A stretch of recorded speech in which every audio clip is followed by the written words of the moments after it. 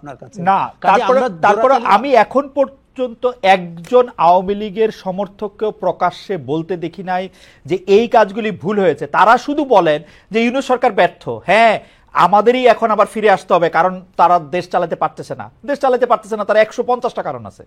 দেখুন, আমি খালেদ গণ অভ্যুত্থানকে বাংলা মানে অত্যন্ত পিওর ফর্মের জনগণের অভ্যুত্থান বলতে পছন্দ করি।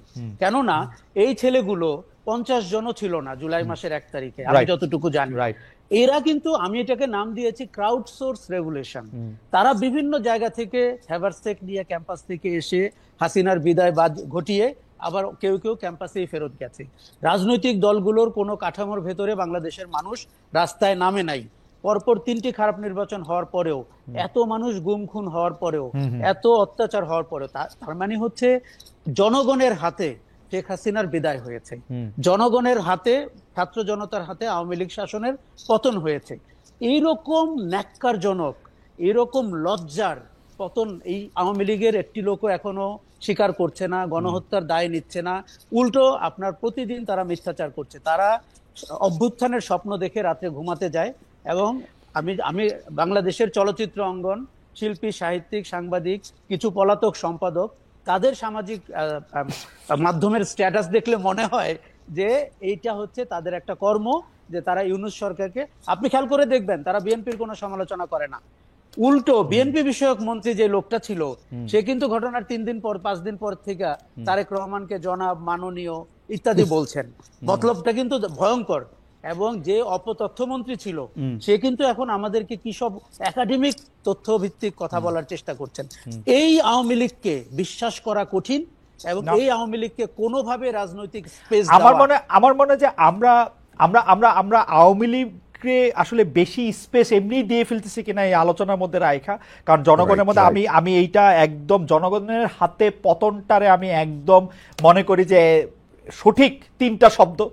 কিন্তু আশা ভাই, আপনি 1 মিনিট আর একটু বলবেন কিনা, যেটা জনগণের হাতে পতন আপনি বলতেছেন, এই কথার জন্য আপনি আজকে ট্রল হতে পারেন। কারণ আমরা দেখতে পাইতেছি শেখ হাসিনার পতন ঘটাইছে 1 2 3 4 5 10 জন, 12 জন, 15 জন ছাত্র, যারা বিসিএস পরীক্ষা দেওয়ার জন্য, ওইখানে কোটা থাকবে কি থাকবে না ওইটা দেওয়ার জন্য যারা আন্দোলন করতে গেছিল, তারপরে তাদের প্রেশার অন্য অনেক কিছুতে তারা আসলে স্বীকার করে নাই এবং তারা ওখানে দাঁড়িয়েছিল, প্রাণ দেওয়ার জন্য প্রস্তুত ছিল। সেই 12 জনই আসলে শেখ হাসিনাকে সরাইছে এবং সেই জন্য তারা 135টা গাড়ি দিয়ে চলবে, সেই জন্য আজকে তারা যাকে ইচ্ছা যা খুশি তাই বলবে।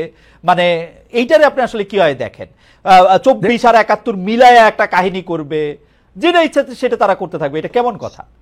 দেখুন, 71কে আমি দূরে রাখতে চাই, এবং যারা 71কে 24-এর কাছে টেনে আনেন, দেখুন কিছু মিল তো আছে। আমরা মুক্তির কথা বলতে চেয়েছি, ফ্রিডম অফ স্পিচ চেয়েছি, সেগুলো কিন্তু তাত্ত্বিক কথা। কিন্তু ফ্যাক্ট হিসাবে 1971 মুক্তিযুদ্ধ, এগুলোকে যত দূরে রাখা যাবে 24-এর গর্ব তত ইউনিক হবে। দেখুন, আমি আপনাকে বলি, আপনার সাথে খালেদ আমি একদম একমত। আওয়ামী লীগকে আমরা আমাদের মাইন্ড স্পেস থেকে বিচার করছি, 24-এর সিগনিফিকেন্স দিয়ে বিচার করছি না। যারা রিফাইন্ড আওয়ামী লীগ ভাবছে, তারা সেই 76 বছর বয়সী শেখ মুজিবুর রহমানের আওয়ামী লীগকে বিবেচনা করছে। আমাদের মাথা থেকে আওয়ামী লীগের ভূত তাড়াতে হবে, এবং আমাদের মাথা থেকে এটি যতদিন না সরাবে, খালেদ আপনি জানেন আমরা প্রত্যেকেই কিন্তু ফ্যাসিজমের শিকার। আমাদের প্রত্যেকের চেতনার মধ্যে এক টুকরো হাসিনা ঢুকে গেছে, এক টুকরো আওয়ামী দুঃশাসন ঢুকে গেছে। আমাদের কারো কারো আচরণে, ইভেন 5ই অগস্টের পরে আমি আওয়ামী লীগের আচরণ দেখতে পাই। কেননা তারা, আমাদের কোনো নতুন জেনারেশন ভাবতে শুরু করেছিল দল তো একটাই, শাসন তো একটাই, এবং বিকল্প নাই, এবং কোনো বিকল্প নাই। দেখুন, আপনি জানেন আমি পুনর্বাসন কেন্দ্রের কথা বলেছি। আওয়ামী লীগ সমর্থকদের পুনর্বাসন কেন্দ্রে নিতে হবে এই ফ্যাসিজম থেকে বের করতে হলে। কাজেই আমি মনে করি যে আমাদের সময়ের দিকে তাকিয়ে, ঘটনার দিকে তাকিয়ে আওয়ামী লীগকে দেখতে হবে। এবার বলি, এই যে সরলীকরণ করা, যে 10 জন ছেলে 12 জন ছেলে শেখ হাসিনার পতন ঘটিয়েছে, এটি আওয়ামী লীগের জন্য সবচাইতে বড় প্রায়শ্চিত্ত। কেন? আমি দেখেছি লক্ষ লক্ষ মানুষ, আমি রাস্তায় ছিলাম, লক্ষ লক্ষ মানুষ নেমেছে, তাদের লক্ষ লক্ষ কারণ আছে। কেউ গুম খুনে স্বজন হারিয়েছে, কেউ শেয়ার মার্কেটে টাকা হারিয়েছে, কেউ ভোট দিতে পারেনি, কেউ আওয়ামী দুঃশাসনের শিকার হয়েছে। এবং এগুলোকে যখন আপনি বিবেচনায় না নিবেন, আপনার মাথায় ঢুকে থাকবে এক কোটা। আমি 17ই জুলাই বলেছিলাম, এটি চাকরি পাওয়ার আন্দোলন না, এটি মানুষের যে মনের যে ক্ষোভ, যে রাগ, যে অভিমান, যে ঘৃণা, এটি তার আন্দোলন। না, অ্যাবসলিউটলি। কিন্তু ডক্টর ইউনূস ক্লিন্টন ফাউন্ডেশনে গিয়ে আমি জাতিসংঘে বলছিলাম ভুলে এ হচ্ছে মাস্টার মাইন্ড, এটা আমরা একটা মেটিকুলাস ডিজাইনের মধ্যে থেকে ওরা পেছন দিতে করছে বলে টেলে, ওরা কিন্তু প্রথমে এরকম ছিল না। এটা ডক্টর ইউনূসের এটা জবাব দিতে হবে যে উনি যে আইসা এদেরকে শত্রু বানায় দিল। আসলেই আমি সেই দিন থেকে ওনার সমালোচনা করেছি, যেই দিন উনি সরলীকরণ করেছেন, এবং উনি কিন্তু এই বাচ্চাদেরকে এই আন্দোলনকারীদের শত্রু বানাইছে, সবার এই বিএনপি শত্রু বানাইছে, যখন সবার শত্রু বানাইছে। ওয়েস্টার্ন, আপনি আমেরিকাতে থাকেন, পশ্চিমা বিশ্বে কিছু শব্দ ইউজ করা হয়, রকস্টার, মাস্টার মাইন্ড, এখনো পশ্চিমা অডিয়েন্সকে এক শব্দে বলতে আপনি অনেক সময় কার্যকর, কিন্তু এইটার যে রাজনৈতিক এফেক্ট, এইটার যে সামাজিক এফেক্ট, এটা ওনার ভাবা উচিত ছিল।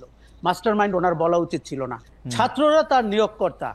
এখন এটি বলে আপনি জানেন, আমরা যদি ভবিষ্যৎ দ্রষ্টা হই, ভবিষ্যতে যে উনি কত বেকায়দায় পড়তে যাচ্ছেন।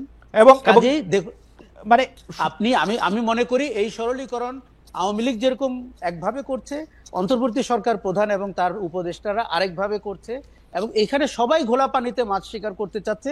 দূর থেকে সেই জনগণ তাকিয়ে দেখছে যে ভাই, আমার যে ছেলে মারা গেল, আমার যে 30,000 আহত হলো, কেউ পা হারালো, কেউ চোখ হারালো, আমরা এই নাটক দেখার জন্য, সার্কাস দেখার জন্য। অনেক ধন্যবাদ আশরাফ ভাই। আমরা একটু রিপন ভাইয়ের কাছে যাই। রিপন ভাই, অনেকগুলি প্রশ্ন জমা হয়েছে। একটা প্রশ্ন হচ্ছে যে আওয়ামী লীগের কায়দায় বা আওয়ামী লীগের গড়ে তোলা এই 16-17 বছরের ছাঁচেই বিএনপি নিজেকে দেখতে চায় কিনা, বিএনপি নিজেকে দেখতে চায় কিনা, এরকম একটা অবস্থায়। বিশেষ করে আজকের একটি ঘটনা আপনাকে আমি স্মরণ করিয়ে দিতে চাই, সেটা হচ্ছে যে আমাদের সবার প্রিয় ইশরাক হোসেনকে মেয়র পদে নির্বাচিত করা হয়েছে, বা আদালত বলেছেন যে উনি মেয়র হতে পারেন, এবং তিনি হয়তো মেয়র হয়েও যাবেন, হয়ে গেছেন এতক্ষণে। মানে সেই ব্যাপারটা কি আসলে আপনারা খুব ভালো একটা নজির স্থাপন করলেন? সেই হিসাবে আগামীকাল যদি আমরা দেখি যে 2018 সালে বিএনপি 300 জন নির্বাচন অংশগ্রহণ করেছিল, সেটি একটি রাতের ভোটে নির্বাচন হয়েছিল, যারা যারা এখানে সেকেন্ড হয়েছে, থার্ড হয়েছে, তারাই আসলে এমপি হবে, কয়ে বিএনপি আসলে 300 জন এমপিও পেয়ে গেল, 290 জন, এবং ক্ষমতায়ও বসে গেল, এরকমটাও আসলে হইতে পারবে কিনা, আপনারা ওরকমই চান কিনা? এবং আপনারা যখন নির্বাচনের কথা বলেন, তখনও আপনাদের একটাই চাওয়া থাকে কিনা কোনো মতে? গণভবনে তো আর এখন আপনারা থাকবেন না, গণভবন কিরকম জানি হয়ে গেছে, অন্য মানে প্রধানমন্ত্রী ভবনে গিয়ে আপনি বসবেন, তখন আপনি দেশে আসবেন, এবং তখন আপনি অন্য কথাগুলি বিবেচনা করবেন।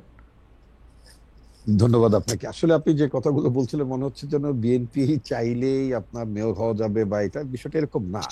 ইশরাক, আমি আজকে পত্রিকায় নিউজটা যেটা দেখলাম, সেটা হচ্ছে ইশরাক তার নির্বাচনের আপনার ব্যর্থ হয়েছে এই মর্মে তিনি আদালতে করেছিলেন, মামলা করেছিলেন।